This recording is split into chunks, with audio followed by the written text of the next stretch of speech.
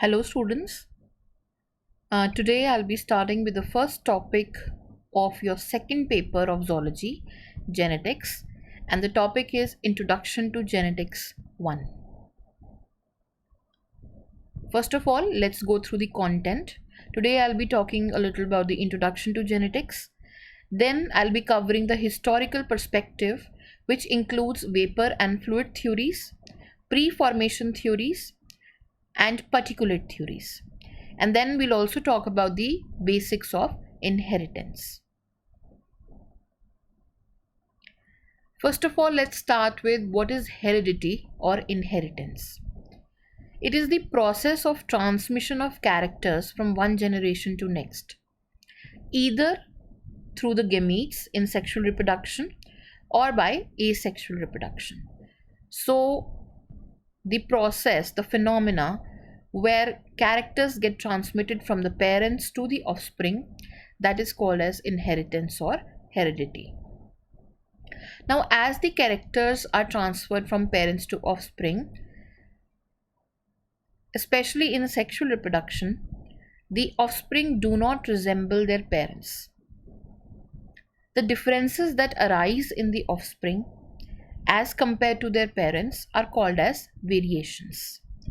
So how can you define variations? We can define it at two levels.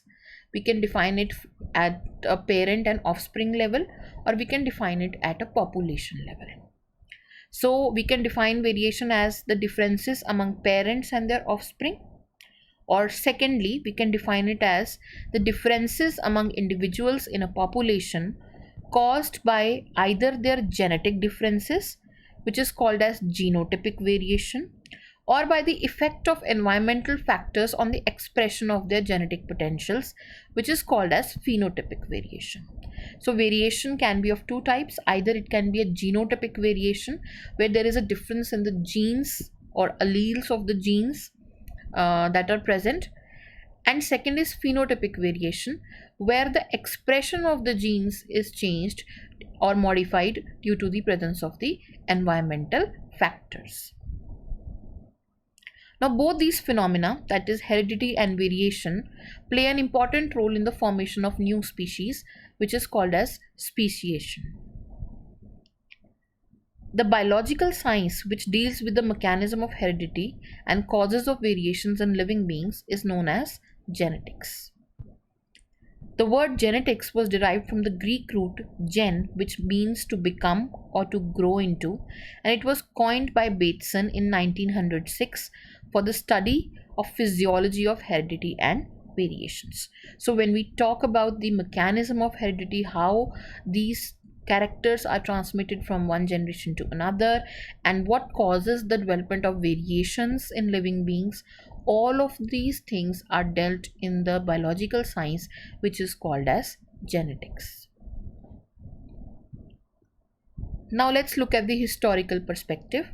The science of genetics is very young in comparison to other biological sciences, and its origin can be traced to the works of Mendel in 19th century. But even before Mendel's work, men throughout the ages had some vague knowledge about genetics, and they had tried to explain the causes of heredity. For example, about 6,000 years ago, men kept records of pedigrees of domestic animals, such as horses, and food plants such as rice. A Babylonian tablet, for example, shows pedigrees of horses and indicates possible inherited characteristics. Other carvings show cross-pollination of date palm trees. So, ideas or theories which have been forwarded from time to time to explain the phenomena of inheritance can be categorized into three kinds of theories. First is the vapor and fluid theories, second is the pre-formation theories, and third is the particulate theories. So, let's first look at the vapor and fluid theories. Early Greek philosophers such as Pythagoras proposed that every organ of animal body gives out some kinds of vapors, and these vapors unite and form a new individual. So this is the vapor theory. Empedocles proposed the four humor theory. Humor means fluid. He proposed that each body part produced a fluid. The fluids of the two parents fuse together and are used in the formation of the embryo. Any defect in the descent and mixing up of fluids of the parents results in missing characters of one or both parents. So Empedocles tried to explain the transmission of characters from parents to offspring and why certain characters are missing in the offspring and present in the parents. Hippocrates believed that the reproductive material is handed over from all parts of the body of an individual so that the characters are directly handed over to the progeny. Further, Aristotle thought that the semen of man has some vitalizing effect and he considered it as the highly purified blood. According to him, the mother furnishes inert matter and the father gives motion to the new life. This is called as the reproductive blood theory. For both Hippocrates and Aristotle, and nearly all the Western scholars throughout the late 19th century, inheritance of acquired characters was a well established fact that any adequate theory of heredity had to explain. So, all the vapor and fluid theories had to fit inheritance of acquired characters in themselves.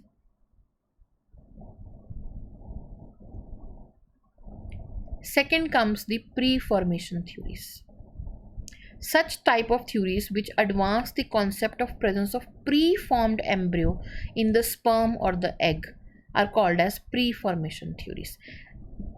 They believe that the human being or the offspring is already formed in the sperm or the egg. Pre-formationists have been divided into two schools of thought. First are the ovists, who attached more importance to ova.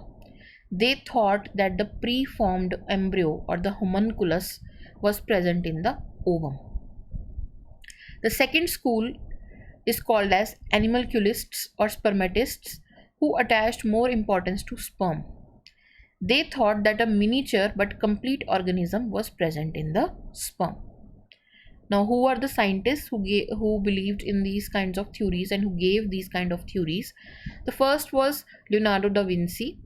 He proposed a theory that male and female parents contribute equally to the heredity of the offspring. William Harvey also speculated that all animals arise from eggs and that semen only plays the vitalizing role. R.D. Graff observed that the progeny would have characteristics of father as well as that of mother, and he proposed that both the parents contribute to heredity of the progeny. Malpighi is called as the pioneer of the pre-formationist school. He concluded that development of any organism consisted simply of the growth of the pre-formed part. Then Leeuwenhoek in 1677 observed sperms of several animals and also suggested their association with the eggs.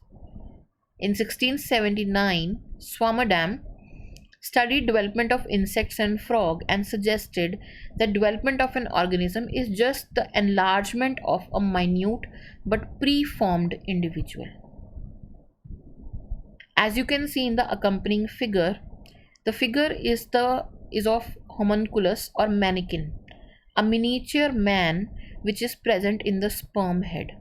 This was published in 1695 by Hartsoeker. So all of these theorists believed that the animal or the organism was present in a miniature form or a mini form in the sperm or the egg, and development is just the growth of this miniature form to a full formed adult. Wolff finally refuted the preformation theory. He proposed that neither egg nor sperm had a structure like the homunculus, but that gametes contained undifferentiated living substance capable of forming the organized body only after fertilization. This is the idea which formed the core of the theory of epigenesis. Epigenesis stands for such kind of a theory where many new organs and tissues are formed which are originally absent. So, this is the opposite of the preformation theory. Epigenesis states that the eggs and the sperms contain undifferentiated substance, and after fertilization it becomes differentiated and forms new organs and tissues which were originally absent, which were originally not present in the sperm and the egg. Now moving to the third kind of theories, which is called as the particulate theories. French biologist Maupertuis has proposed that the body of each parent gives rise to minute particles. In sexual reproduction, the particles of both individuals unite together to form a new individual. He thought that in certain cases the particles of the male parent might dominate, and sometimes the particles of the female parent might dominate. If the male parent dominates, then the offspring produced will be a male individual. If the female parent particle dominates, then it will be a female individual. So Maupertuis proposed the concept of biparental inheritance, where both the parents are necessary through the formation of elementary particles. He studied the family pedigree of polydactyly, that is having more than 5 fingers and digits, and albinism in human beings. Now Lamarck in 1809 proposed the phenomena of inheritance of acquired characters. He stated that a new character once acquired by an individual shall pass onto its progeny, but he failed to provide convincing evidence to support his concept. After that, in 1868, Charles Darwin gave his famous theory of pangenesis. According to this theory, each part of the animal body produces many minute particles called as gemmules or pangenes. These gemmules are at first collected in the blood and are concentrated in the reproductive organs. When the animal reproduces into new individuals, these gemmules pass on to it and has blending of both the parents. By this mechanism, the acquired characters would be inherited because as parts of the body changed, so did the pangenes or gemmules they produced. So the theory of pangenesis tried to explain the theory of inheritance of acquired characters that was given by Lamarck. And it is also a particulate theory because they are saying that each individual produces gemmules or pangenes or the particles which help in reproduction. Now, the theory of pangenesis was disproved by Galton and Weismann. Weismann in 1892 proposed the theory of germplasm to explain heredity. According to this theory, the body of organisms contain two types of cells, mainly somatic cells and reproductive cells. The somatic cells form the body and its various organ systems, while the reproductive cells form the sperm and the ova. The somatic cells contain the somatoplasm, and germinal or reproductive cells contain the germplasm. According to Weismann, the germplasm can form somatoplasm, but the somatoplasm cannot form the germplasm. So the changes in the structure of the somatic or cells or the somatoplasm, which are caused by the environment, which we call as acquired characters, cannot influence the reproductive cells or the germplasm. So he disproved the theory of pangenesis. He disproved the theory of inheritance of acquired characters. What kind of experiment he did for that was, he cut the tails of mice for 22 generations. Still, in each generation, each next generation, Weismann always got tailed mice. So, by these kind of experimental evidences, he rejected Lamarckism and the pangenesis theory. So, though the particulate theory faced many problems in the beginning, but its basic concept has formed the central core of the modern understanding of genetics. And then we come to Gregor Johann Mendel. He was an Augustinian monk, and he was the first investigator who laid the foundation of modern concept of the particulate theory. He could understand the heredity problems more clearly because his approach was simple, logical, and scientific. By his famous experiments on the pea plant, he concluded that inheritance is governed by certain factors which occur in the cells of each parent. Each parent has two such factors, while their sex cells, sperm or pollen, and ovum or egg, has only one factor. However, he failed to explain the exact process by which these factors pass on the sex cells. So, we have covered the historical perspective of genetics. All the research that is done by Mendel and later scientists will be covered in the next presentation, which is called which will have all the post Mendelian research of genetics. Now let's talk about the basics of inheritance. The scientists Kallreuter, Gauss, Norden, and other plant breeders showcased 6 basic features of inheritance even prior to the work of Mendel. So what are these 6 basic features of inheritance that they found out? The first one is that traits have alternative forms. Traits means characters. So any character that an individual possesses will have some alternate forms. So for example, if a plant has character or trait of height, that height can be tall, it can be medium, it can be dwarf. So they have alternate forms.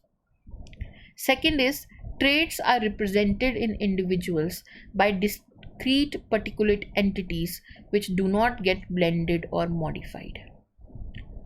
So that how the traits are represented in individuals by discrete particulate entities. Particulate means these are the genes which do not get blended or modified. Third one is one alternate of a trait may be exhibited more often than the other. So if you have two alternate forms of a trait, one may be dominant, the other may be recessive. So one may be exhibited more while the as compared to the other. Next is an alternate form of a trait may remain hidden for one or more generations and then reappear in the unchanged state. Again, the traits may have two or more alternate forms, and some of the alternate forms may remain hidden for few generations because they are recessive and then reappear in the next generation. Next point, particular forms of two or more traits may occur together in one generation and separate in subsequent generations. So some individuals may have a different mixture of traits and other individuals may also have a separate mixture of traits. So each trait is inherited independently of each other. And last, out of the two alternate traits present together in an individual, only one is expressed. So even if the individual has two alternate forms of the traits, only one is expressed, the other is not. The one that is expressed, we now call it as dominant, and the other is called as recessive. So these are the basics of inheritance which were known even prior to the work of Mendel. So with this, I come to the end of this presentation. These are the references. These are the sources that I consulted before making this presentation. Thank you.